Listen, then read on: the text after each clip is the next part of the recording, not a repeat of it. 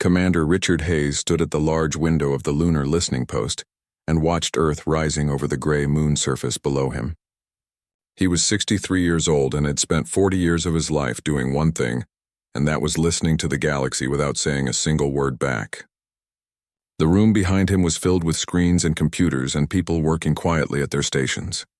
Every screen showed different signals coming from distant stars, and every signal told a story about aliens who lived far away in space. For 300 years, humanity had been listening. Giant radio dishes covered Earth's surface and floated in space around the planet. They caught every whisper and every shout that came from the stars. The galaxy was not quiet at all. It was screaming with voices. Thousands of alien races talked to each other every single day. They made trade deals and shared knowledge, and sometimes they bragged about winning wars. Humanity heard it all and wrote it down and studied it, but never once did humanity answer back. Lieutenant Amy Carter sat at her station and typed something into her computer. She was 31 years old and had never known a time when humans talked to aliens. She had been born into the silence and raised in it. Her job was to listen and record and nothing more. But lately she had been thinking that maybe silence was not the right choice anymore. Commander Hayes heard Amy stand up from her chair. He turned around and looked at her. She walked over to him with a worried look on her face. Hayes knew that look. It meant bad news, or at least complicated news. Amy stopped next to him and looked out at Earth. She spoke quietly so the other workers would not hear. She said the Torvan Republic just found a new alien species, and already the new species was being absorbed into their labor system. The whole thing took 40 minutes from first contact to complete control. Hayes asked how they compared to other first contacts, and Amy said they lasted longer than most. Some species only survived 17 minutes before being taken over. Hayes felt tired when he heard this. He had watched so many first contacts over the years. Every time a new species announced itself to the galaxy, the same thing happened. The big powers rushed to claim them. Sometimes they called it protection or guidance or friendship, but it always ended the same way. The new species lost their freedom and became part of someone else's empire. Amy said she wanted to speak freely, and Hayes told her to go ahead. She said humanity had been watching all these first contacts for 50 years and not one ended well for the new species. They broadcast their location and within hours they were conquered or enslaved. But she also said there were some peaceful species out there. The luminal gatherers had never attacked anyone. The Garden World's collective protected younger civilizations. Hayes listened and then reminded her that the peaceful species were also the weakest. They survived because they were useful as mediators, or because they lived in places nobody else wanted. They could not protect humanity if the big powers decided Earth was worth taking. Amy argued that humanity had been developing technology in secret for 3 centuries. They had learned from listening to alien transmissions. Human ships used quantum drives that even the powerful Gen Empire did not know were possible. Humanity had weapons based on theories they heard aliens talk about, but never actually build. Humans were not helpless. Hayes walked closer to the window. He asked Amy how many alien civilizations existed in the habitable zone, and she said about 17,000 confirmed. He asked how many had spaceships, and she said 3,216. Then he asked how many were major powers, and her voice got quiet when she answered 11. Hayes said 11 powers controlled thousands of worlds. The Gen Empire alone ruled 462 different species. Those were 462 civilizations that once had their own names and dreams and futures. Now they were just administrative zones in someone else's territory. He said humanity survived because nobody knew they existed. The moment humans spoke up, the moment they showed Earth was more than a primitive planet, they would become interesting. And interesting species got noticed by those 11 powers. Amy asked if they should just watch forever. She said they were documenting atrocity after atrocity. She had a 7-year-old daughter who asked why they could not visit the stars when there were so many lights up there. What was she supposed to tell her child? Hayes looked at Amy with softer eyes. He said she should tell her daughter that sometimes the strongest thing you can do is wait. She should tell her that her mother was keeping her safe. Before Amy could say anything back, another officer called out. He said there was a priority signal from Earth Defense Command. Director Helen Price wanted to talk to Commander Hayes immediately on a secure channel. Hayes felt his stomach tighten. The director did not call for small matters. He told Amy she was in charge and went to his private office. In his office, Hayes turned on the encrypted communication system. Director Price appeared as a hologram in front of him. She looked older than the last time he saw her 6 months ago. New lines showed around her eyes and mouth. She looked like someone carrying a heavy weight. Hayes greeted her formally and she asked how long they had known each other. He said 28 years. She asked if he had ever known her to make decisions lightly and he said no. Then she told him the Security Council met 3 hours ago in an emergency session. There had been a development and it was significant. Hayes waited silently. His military training kept his face calm even though his mind was racing with possibilities. Director Price said they detected a transmission, and it was different from anything before. Someone was broadcasting a message and it was addressed to humanity by name. Hayes felt the world shift under his feet. He said that was impossible because humanity never transmitted their location, or their name, or anything that would identify them. Director Price said apparently they did not need to. Someone had been watching humans watch the galaxy, and they wanted to talk. Hayes asked what the message said. Director Price's face became grim. She said the message told the species of the quiet world that their silence had been noted. The message said they knew what humanity feared and what humanity had witnessed. It said the choice to remain hidden was wisdom, but the choice to emerge required courage. When humanity was ready to answer, they would be listening. But the message also warned that the galaxy was changing, and silence might not protect humanity much longer. Hayes felt his heart beating fast in his chest. 300 years of hiding, and someone found them anyway. He asked where the transmission came from. Director Price said that was the strange part. It came from multiple sources at the same time. Dozens of relay stations spread across 200 light-years all broadcast the same message at exactly the same moment. Whoever sent it had technology and coordination that humanity could barely understand. Hayes asked if it was one of the major powers. Director Price said no. None of them had transmitted anything about humanity. Whatever this was, it was separate from the known players. Hayes said if someone could find humanity, then others could too. The silence protocol might already be broken. Director Price agreed. She said the Security Council reached the same conclusion. Then she said something that made Hayes grip his desk. She said they were activating Contingency 7. Humanity was going loud. Contingency 7 was the protocol that had been discussed and debated and prepared for generations, but never used. It was humanity's first message to the stars, backed by all the military and technology they had been building in secret. Hayes asked when it would happen. Director Price said 72 hours. That gave them time to position the fleet and activate defense networks and prepare for every possible response. She needed Hayes to oversee the transmission from the moon. If humanity was going to announce themselves, they were going to do it properly. No desperate begging. No naive friendship offers. They would show the galaxy exactly what 300 years of silent observation had built. Hayes said he understood and asked what the message would say. Director Price smiled, and it was a sharp, dangerous smile. She said the message would tell everyone that humanity had been listening and learning, and that humanity was not prey. After the call ended, Hayes sat quietly for a long moment. 300 years of hiding ending in 72 hours. He thought about Amy's daughter and all the children of Earth who grew up protected by silence. Soon they would live in a completely different universe. He went back to the command center where Amy looked up at him with questions in her eyes. Hayes said to implement Protocol 7 with his authorization code. He told her to notify all department heads that they had 72 hours to prepare for first transmission. Amy's eyes went wide. She asked if he was serious. Hayes said they were going loud and she should alert the crew.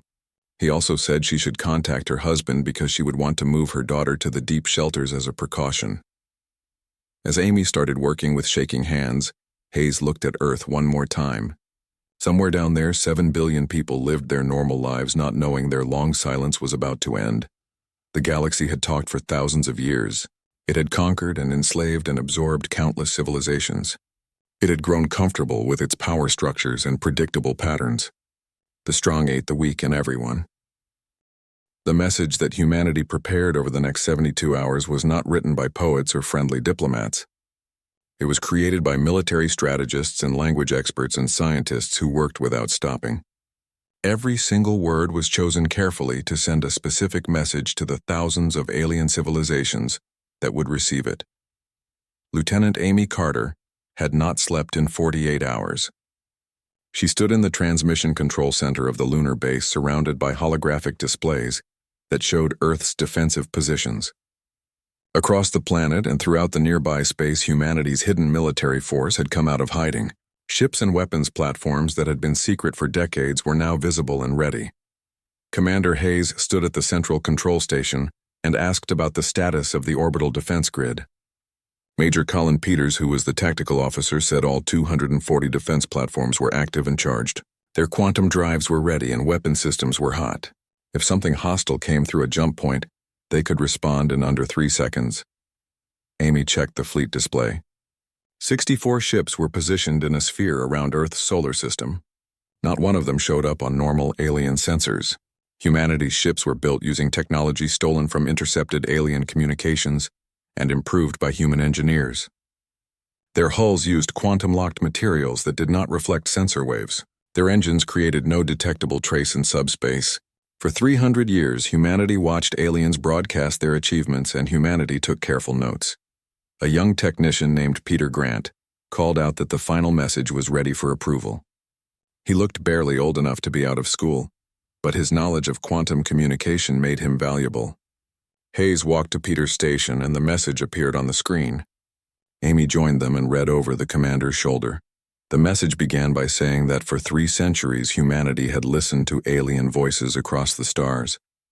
They had learned alien languages and studied their histories and understood their patterns. Humanity was speaking now from the planet aliens called Terran 371, but which humans called Earth. Amy felt chills run down her back. After 300 years, this was humanity's introduction to the galaxy. The message continued by saying, humanity remained silent, not from fear, but from wisdom. They had witnessed 237 first contact events during their observation period. They saw what happened to civilizations that announced themselves without understanding the galaxy first. Humanity learned from their mistakes. The next part contained something shocking. The message included detailed information about major alien power military capabilities and trade routes and political structures and strategic weaknesses. Information that would take most new civilizations decades to gather. Humanity was releasing in one transmission. The message said humanity knew the Gen Empire kept 47% of their fleet in outer territories, leaving their core systems vulnerable. They knew the Torvan Republic's economy depended on crystal mining from conquered worlds, creating anger that could be used against them. They knew the assembled minds of Proxima had a calculation error in their decision systems that caused a delay in crisis response. Amy said quietly that this would make humanity some enemies. Hayes nodded and said that was exactly the point.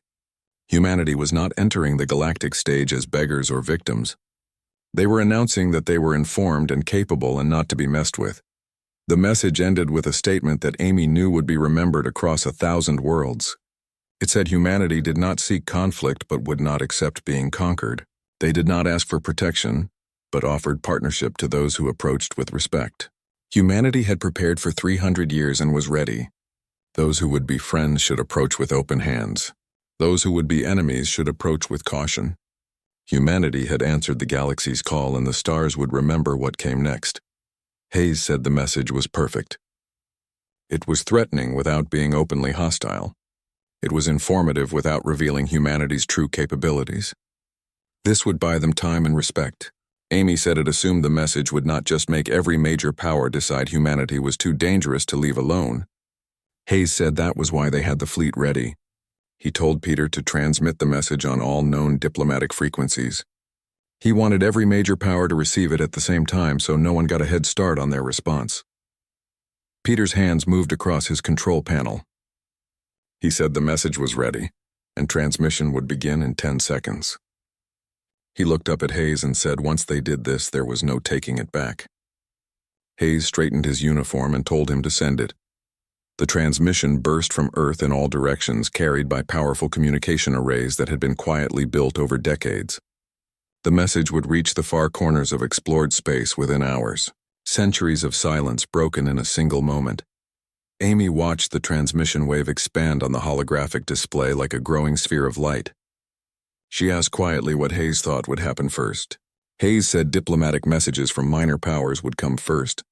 They would see humanity as a potential ally or a threat to be dealt with through negotiation. The major powers would take longer because they would need to verify humanity's claims and assess the actual threat level. Amy asked what would happen after that. Hayes said someone would test humanity because that was inevitable. They just announced they knew everyone's secrets and weaknesses. Someone would want to know if humans could back up their words. He was right. 3 hours after the transmission, the first responses started arriving. The luminal gatherers sent a welcome message and an invitation to join their neutral zones for cultural exchange. The Garden Worlds Collective offered scientific cooperation. 14 minor civilizations sent similar, friendly responses, clearly hoping to align with a new potential power before the major players made their moves. 6 hours after transmission, the responses from the major powers began arriving. The Torvan Republic's message was short and said humanity's knowledge of galactic affairs was noted. The Republic requested immediate diplomatic contact to discuss mutual interests and address certain inaccuracies in the transmission. Amy laughed and said inaccuracies meant the part where humanity pointed out their economic weaknesses. The Gen Empire's response was more threatening. It said the Empire acknowledged humanity's emergence and that humans demonstrated intelligence and observational capabilities. However, knowledge without wisdom was dangerous. The Empire advised humanity to approach galactic affairs with humility and said initial contact protocols would be sent. Major Peters said that was a threat wrapped in diplomatic language. They were telling humanity to shut up about their fleet positions or face consequences. The assembled minds of Proxima sent a complex mathematical proof that took several minutes to decode. The conclusion was simple and said humanity's observations were accurate, which created an intriguing situation, and they would like to discuss human methods. Other responses flooded in over the next hours. Trade offers and military alliances and threats disguised as advice and outright hostility from 3 civilizations that humanity had exposed in the transmission. The galaxy was waking up to humanity's existence, and the reactions were as different as the species themselves. 18 hours after transmission, something changed. A sensor technician named Lisa Morris called out urgently that they had an unscheduled jump point opening. Distance was 200,000 kilometers from Earth's moon. Size classification indicated a military vessel and a heavy one. The command center went completely silent. Amy felt her heartbeat speed up. This was it. The first real test. Hayes demanded to know the identity with his voice staying steady. The technician said the transponder identified it as a Gen Empire survey vessel, broadcasting first contact protocols. Amy pulled up the tactical display. The Gen ship was massive and easily 5 times the size of humanity's largest vessels. Its weapon systems were active but not locked on targets. Yet, Peters said they were fast because 18 hours from transmission to arrival here meant they must have had this ship in nearby systems, ready to jump the moment humanity revealed themselves. Hayes's jaw tightened. He said the Gen were testing humanity by showing up with a military vessel to see how humans would react. If humanity panicked, they showed weakness. If humanity attacked, they gave the Gen justification for a military response. He asked for tactical options. Peters said they had 16 defense platforms with clear firing solutions. The rapid response group could be there in 40 seconds. But if humanity fired first on a ship broadcasting first contact protocols, then humans were the aggressors in galactic law. Hayes decided they would not fire first, but they would show the Gen that humanity was not intimidated. He told Amy to hail them on standard first contact frequencies. He told Peter to activate full sensor sweeps of their vessel, so the Gen would know humans were looking at them closely. And he told someone to get Director Price on a secure channel. Amy opened the communication channel and said this was Lunar Base Alpha of humanity, acknowledging Gen first contact protocols. However, their arrival in human space with an active military vessel 18 hours after first contact was noted as aggressive posture. She asked them to explain their intentions. The response came quiet. The first diplomatic meeting between humanity and the Gen Empire took place in a specially built facility on the moon's surface. Commander Hayes insisted on neutral ground, and the hastily assembled building sat in a large crater visible to both the Gen survey vessel and the hidden defense platform surrounding it. Lieutenant Amy Carter stood in the observation room above the main diplomatic chamber, watching the Gen delegation enter. There were 5 of them moving with an unsettling grace like beings who evolved in lighter gravity than Earth's. Their exoskeletons were deep blue-black and caught the artificial light like polished stone. Compound eyes swept the room, missing nothing. Dr. Paul Martinez stood next to Amy, and he was humanity's lead expert on alien behavior. At 56 years old, he had spent 30 years studying alien body language from intercepted transmissions. He said the Gen were scared and told Amy to look at the way the lead delegate's antennae were positioned. That was defensive posturing. Hayes stood beside them and said good because fear bred respect. The Gen came here expecting to intimidate a primitive world. Instead, they found a species that knew their military deployment patterns better than some of their own commanders knew them. Below in the chamber, the human delegation entered. Leading them was Ambassador Frank Collins, who was a veteran diplomat that spent the last decade preparing for exactly this moment. With him were 2 military advisors and a linguist and a strategic analyst. All of them wore calm expressions like people who held better cards than their opponents suspected. The translation systems turned on, and Survey Commander Krelth's voice filled the room, rendered in perfect English. He greeted Ambassador Collins and said on behalf of the Gen Empire, this was a momentous occasion as the first meeting between their peoples. Collins nodded his head slightly and said they appreciated the prompt response to humanity's emergence. Though he had to say that 18 hours from transmission to arrival suggested the Gen had been watching the human system for some time. It was a direct challenge. Amy saw the Gen commander's antennae twitch. In the observation room, Dr. Martinez nodded with approval and said that was good because humanity should not let the Gen control the conversation. Krelth responded smoothly that the Empire maintained survey vessels in many systems. When a new spacefaring species emerged, they prioritized contact because it was their duty to guide younger civilizations into the galactic community. Collins repeated the word guide and said it was an interesting choice.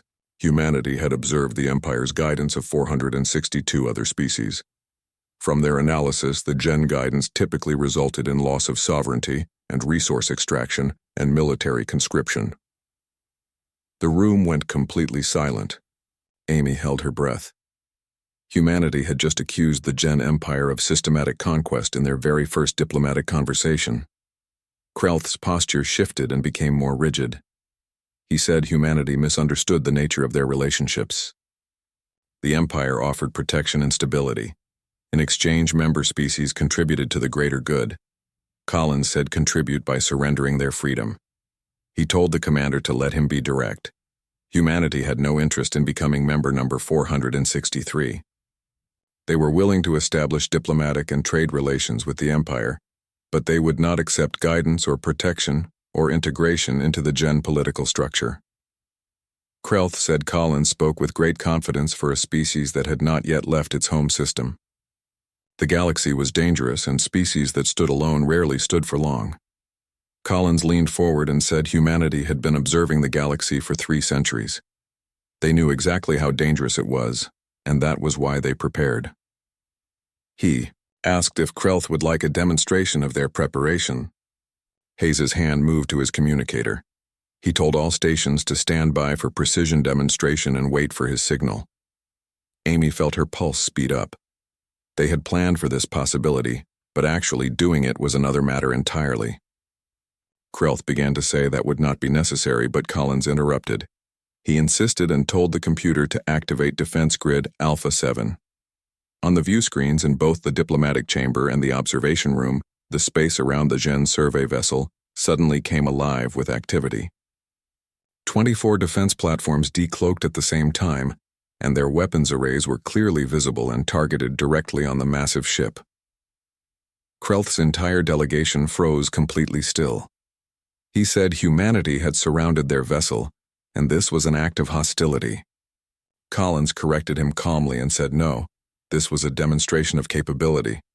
The Gen ship had been surrounded since it entered the human system. Humanity simply chose to let them see it now. The platforms were not firing. They were simply making humanity's position clear. Humans could defend themselves. In the observation room, Dr. Martinez was grinning widely. He said the Gen ship was probably experiencing sensor overload right now. They were scanning those platforms and realizing they could not identify the technology. He said it was beautiful. Hayes's communicator crackled with a report. The officer said the Gen vessel was powering weapons and targeting the human platforms. Hayes said he expected that and told everyone to hold positions. Do not fire unless fired upon. Below, Collins continued as if nothing had happened. He said he could see from Krelth's expression that the Gen ship was reacting. He urged them to stand down. If the vessel attacked humanity's defense platforms, the human response would be immediate and overwhelming. Humanity did not want that. They wanted dialogue. Several tense seconds passed in complete silence. Then Krelth spoke into his own communicator in the clicking Gen language. The translation came through moments later, telling his ship to stand down and do not engage. Collins thanked him and asked if they could now discuss trade agreements. The rest of the meeting proceeded with noticeably more respect from the Gen delegation. They negotiated access to human scientific research in exchange for trade routes and galactic positioning data. It was not a friendship, but it was a recognition of humanity as an independent power. When the Gen shuttle departed 3 hours later, Hayes allowed himself a small smile. He said 1 down and 10 major powers to go. Amy reported they had incoming communications from multiple sources. It looked like the other powers saw humanity's display. She was right. In the days that followed, diplomatic vessels from 6 other major powers arrived in Earth's system. Each one tested humanity's boundaries and capabilities in different ways. The Torvan Republic sent a trade delegation that tried to map Earth's mineral deposits through subtle sensor scans. Humanity's intelligence teams fed them false data that would take their economists months to figure out was wrong. The assembled minds of Proxima sent an artificial intelligence that attempted to break into human computer networks. It was isolated and studied and returned with a polite message explaining exactly how many security flaws humanity had found in its programming. The Vryn Collective offered military alliance, then tried to obtain specifications for human weapons through bribery. 3 of their intelligence operatives were arrested and held for 72 hours and released with a warning. Each test was different, and each required a different response. But the message was always the same, which was that humanity would not be pushed around. 3 weeks after first transmission, Amy found Hayes in his office late at night reviewing reports. He looked completely exhausted. She told him he should rest. Hayes said he could not because there was too much happening. He gestured to the displays surrounding him, showing 7 diplomatic relationships established, but none of them fully friendly. The Gen were lobbying other powers to impose trade restrictions on humanity. The Torvan were spreading rumors that human technology was stolen. The minor powers were split between those who saw humanity as potential allies and those who saw them as dangerous newcomers. Amy reminded him they expected this. Humanity was never going to be welcomed with open arms. Hayes said he knew that, but they were walking a dangerous line. Every day they had to appear strong enough that no one attacked them, but not so strong that everyone decided to form a coalition against them. One mistake and one miscalculation and humanity could find themselves at war with half the galaxy. Before Amy could respond, alarms blared throughout the entire base. The announcement system echoed, telling Commander Hayes to get to the command center immediately because of a priority alpha situation. They ran through the corridors and Amy's mind raced through possibilities. Priority alpha meant immediate threat to Earth itself. In the command center, Major Peters was coordinating intense activity. He told Hayes they had multiple jump point openings throughout the system. 27 vessels with various configurations, and they were not broadcasting any identification. Hayes demanded to know if they were pirates. Peters said unknown, but their formation was military standard. This was a coordinated operation. Amy pulled up the sensor data. The vessels were spreading out, forming a blockade around Earth's orbital space. She said they were trying to surround humanity. A communication request came through, and Hayes accepted it. The face that appeared on screen was unfamiliar, and a species Amy did not recognize from their records. Its features were sharp and angular with. The battle for Earth lasted exactly 17 minutes and 34 seconds. The galactic powers watching the fight would later call it the most one-sided conflict in modern history. The Kai Syndicate came expecting to overwhelm a newly emerged species with their 27 warships. These were battle-hardened vessels that had conquered a dozen lesser civilizations over the past century. What they encountered instead was a complete nightmare. Lieutenant Amy Carter watched from the Lunar Command Center as humanity's true defensive capabilities revealed themselves.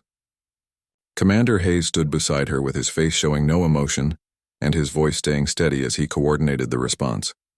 Hayes ordered Defense Grid Alpha through Gamma to engage at will.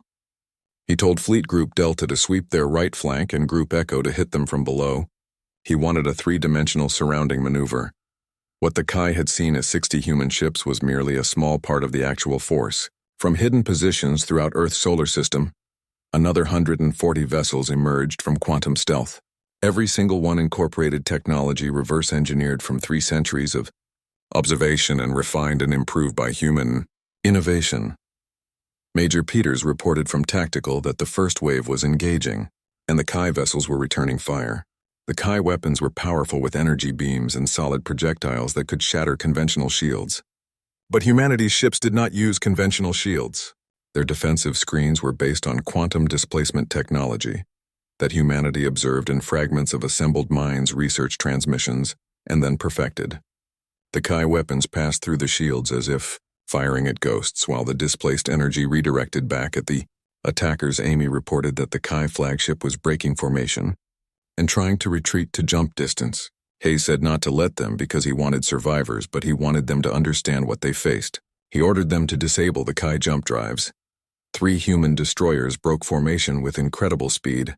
Their quantum drives allowed acceleration that should have crushed their crews. But humanity solved that problem too using artificial gravity fields based on Vrin collective principles. The destroyers reached the Kai flagship in seconds and their weapons fired with surgical precision.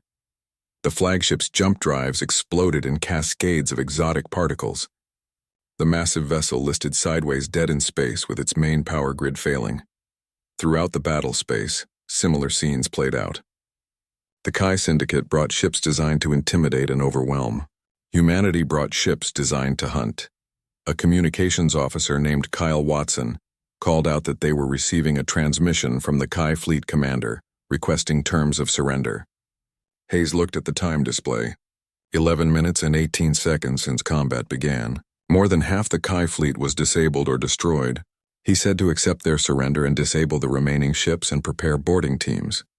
He wanted their computer systems intact because every piece of intelligence they had about their operations was valuable. As the battle wound down, Amy noticed something else on her sensors. She told Hayes they had observers and jump points were opening at extreme range. She was reading sensor profiles from the Gen Empire and the Torvan Republic, and at least 4 other major powers. They were watching everything. Hayes said good and told them to let the major powers watch. He wanted to make sure humanity's sensor arrays were in full active mode. He wanted the observers to see every capability humanity demonstrated here today. Dr. Paul Martinez had joined them in the command center, and his face was pale as he watched the tactical displays. He said this changed everything because humanity just proved they could defend themselves against a coordinated assault. No major power could claim humans were easy prey anymore, Amy said.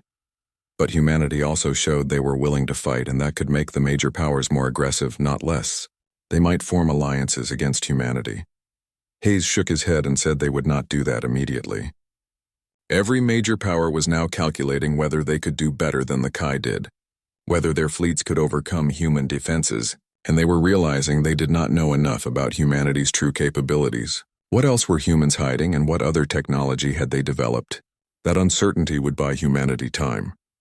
As the last Kai vessel powered down its weapons, Hayes opened a general communication channel broadcasting on all diplomatic frequencies. His message would reach every power that had been watching the battle and every civilization that wondered if humanity was truly as capable as they claimed. Hayes said this was Commander Richard Hayes of Earth Defense Command, speaking to all who witnessed this engagement. 3 weeks ago, humanity emerged from silence and announced themselves to the galaxy and demonstrated their knowledge. Today, they demonstrated their resolve. The Kai Syndicate attempted to conquer Earth through force, and they failed. Let this serve as notice to all that humanity would defend itself. Humans sought peace with all who approached them with respect, But they would not tolerate aggression against their world or their people. The age of humanity's silence was over, and the age of humanity's strength had begun. In the hours that followed, the diplomatic landscape shifted dramatically.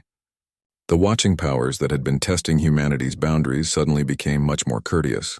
Trade offers improved significantly. Military threats disappeared completely.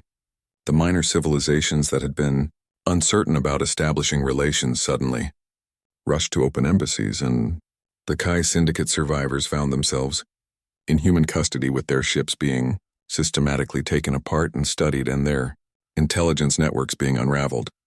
They came to conquer Earth and instead became unwilling donors of technology and information.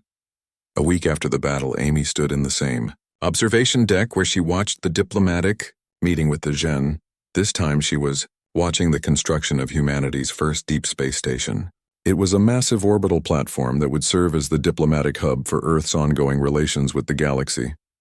Hayes joined her, looking less exhausted than he had in weeks. He said quietly that they did it. Humanity survived first contact and established themselves as a power to be respected, and they did it without becoming conquerors themselves. Amy said for now, but asked what happened next. Humanity could not just sit here defending borders forever. The galaxy was huge, and there were threats out there humans had not encountered yet, and opportunities too.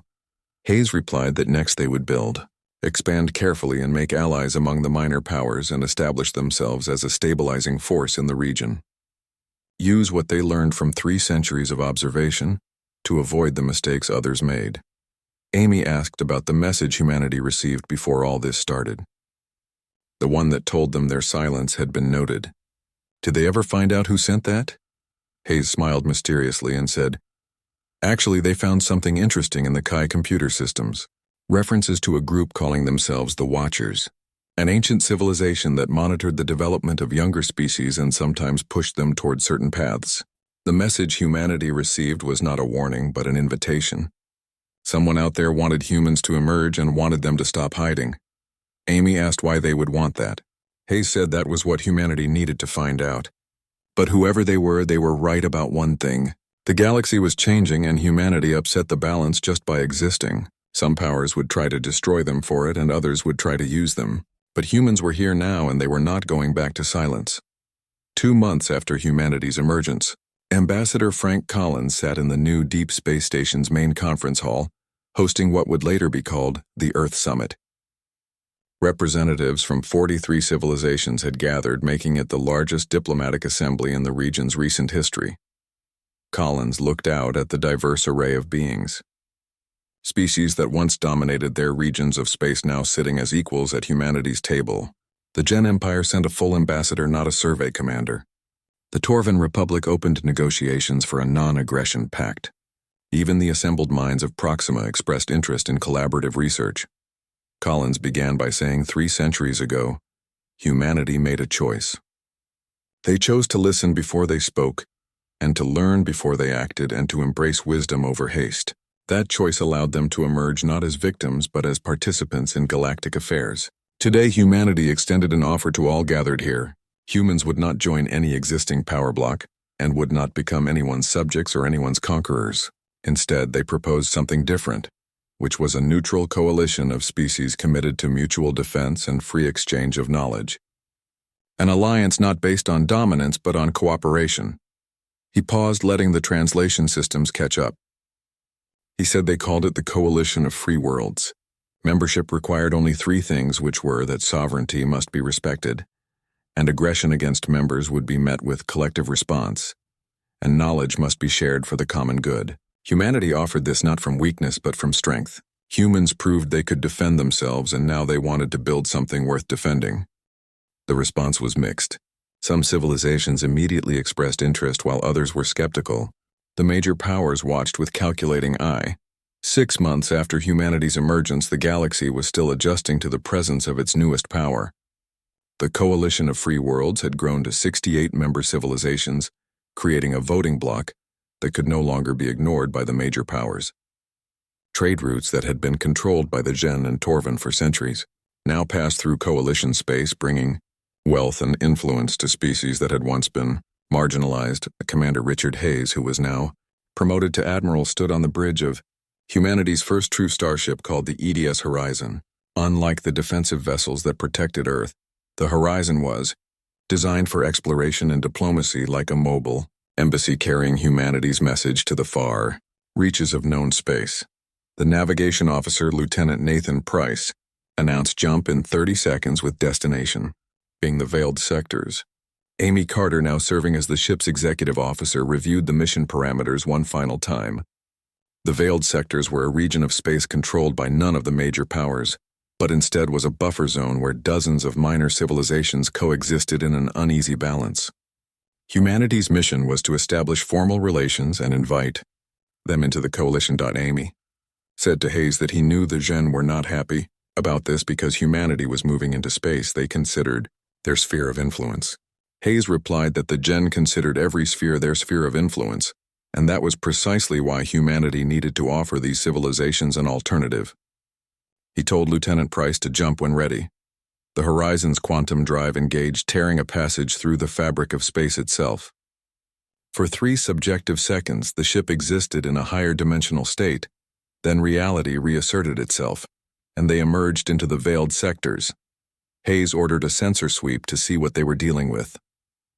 The sector was busier than expected, with dozens of ships moving between a cluster of inhabited systems, including trade vessels and patrol craft from a half-dozen different species. As the Horizon's powerful sensors recorded the activity, Amy noticed something odd. She told Hayes she was picking up weapons fire with multiple contacts engaging each other at the edge of the system. Hayes moved to the tactical display and saw 2 groups of ships fighting a running battle with their weapons lighting up the darkness. He asked for identity.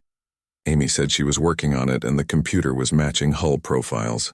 The attacking vessels were registered to the Kryn hegemony, which was one of the local powers. The defenders were showing signatures from the Taralis Republic. Hayes asked for context. Dr. Martinez, who had transferred to the Horizon as chief cultural advisor, pulled up historical data. The Kryn and Taralis had been rivals for decades, with border disputes and trade conflicts and the usual problems. But this looked like an escalation. The Kryn had 12 ships attacking 4 Taralis vessels, and that was not a patrol engagement, but attempted conquest. Hayes made his decision in seconds.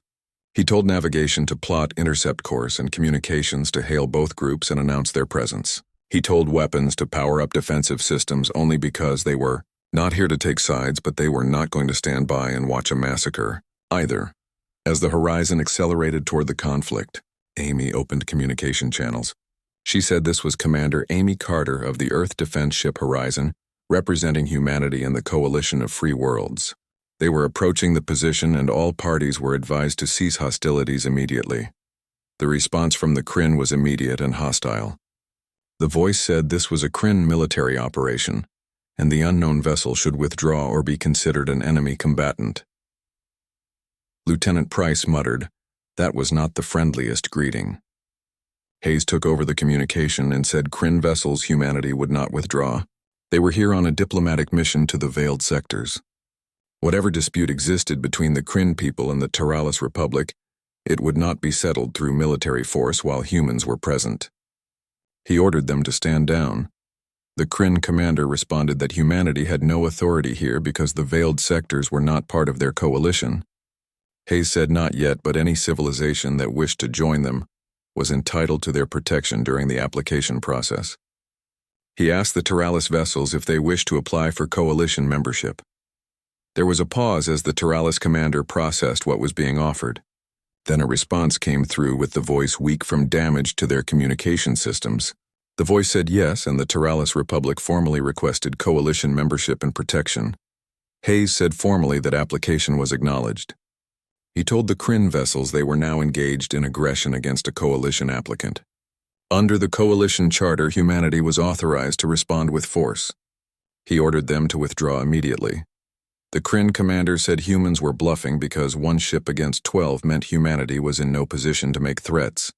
Amy looked at the tactical display and had to agree. Even with their advanced technology, the Horizon was heavily outnumbered and a direct fight would be difficult at best. But Hayes was not planning a direct fight. He told Major Peters to activate the quantum broadcast beacon to show the Kryn what coalition membership meant. Peters grinned as his hands flew across the controls. The beacon was a device humanity developed specifically for situations like this, and it sent an instantaneous quantum-entangled signal across Coalition space. Within seconds, responses came back. Amy reported that jump points were opening throughout the sector, and she counted 8 Coalition vessels emerging. The Luminal Gatherers sent 2 ships, and the Veiled Alliance sent 3, and the Garden Worlds Collective sent 2, and they had 1 ship from the Teralis defense force that was apparently already on the way. The Kryn commander's voice when he responded was considerably less confident. He said this was a local matter and Coalition interference was unwarranted. Hayes said firmly that the Teralis Republic was now under Coalition protection, which made it their matter.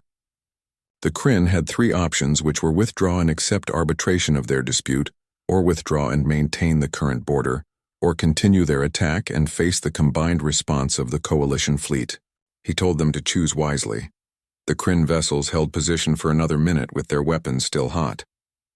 Then slowly they began to power down and move away from the Teralis ships. Amy confirmed that Kryn vessels were withdrawing, and the Teralis ships were badly damaged but intact. Hayes allowed himself a small smile. He told communications to open a channel to all Coalition vessels and thank them for their rapid response and coordinate a rescue operation for the Teralis crew. He said someone should get him Ambassador Collins, because they needed to formalize the Teralis Republic's application. As the crisis resolved itself, Dr. Martinez approached Hayes.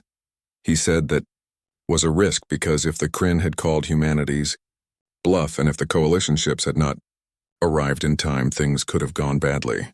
Hayes interrupted and said it was not a bluff because that was the point. The Coalition meant something because they made it mean something. Every species that joined knew they were not alone anymore. When the Kai attacked Earth, humanity stood alone, but now they stood together. Over the following weeks, the Horizon's mission to the Veiled Sectors proved remarkably successful. The Teralis Republic formally joined the Coalition, and their testimony about humanity's intervention spread throughout the region. 5 more civilizations applied for membership within the first month, but not everyone was pleased with humanity's growing influence. In the chambers of the Gen Empire's Strategic Council, Ambassador Krelth, who had led the first contact with humanity, stood before the Empire's leadership. He reported that the humans were becoming a problem because their coalition now numbered 73 members. They were establishing trade routes and defense pacts and cultural exchanges, creating a power bloc that rivaled Gen influence in several sectors. High Chancellor Vex, who was the voice of the Gen Empire, considered this information. He asked how humans had accomplished so much when they had been spacefaring for less than a year. Krelth admitted it was because they learned from everyone. They watched the mistakes of others for 3 centuries before revealing themselves. They knew how to build alliances and how to project power without creating resentment. They were doing everything the Gen should have done but were too arrogant to attempt. Vex asked for recommendations. Krelth said they had 3 options, which were attempt to incorporate humanity into the Empire through diplomacy and economic pressure, or undermine the Coalition by turning its members against each other, or take military action to eliminate the human threat before they grew stronger. Vex's antennae twitched thoughtfully. He said military action against a species that defeated the Kai Syndicate in under 20 minutes was unwise. And economic pressure would not work while humans had access to Coalition resources. That left diplomacy and subtle undermining. Another council member suggested there was a 4th option, which was to join them. The chamber fell silent because the idea of the Gen Empire joining anyone's coalition was unprecedented. Vex commanded an explanation. The council member said,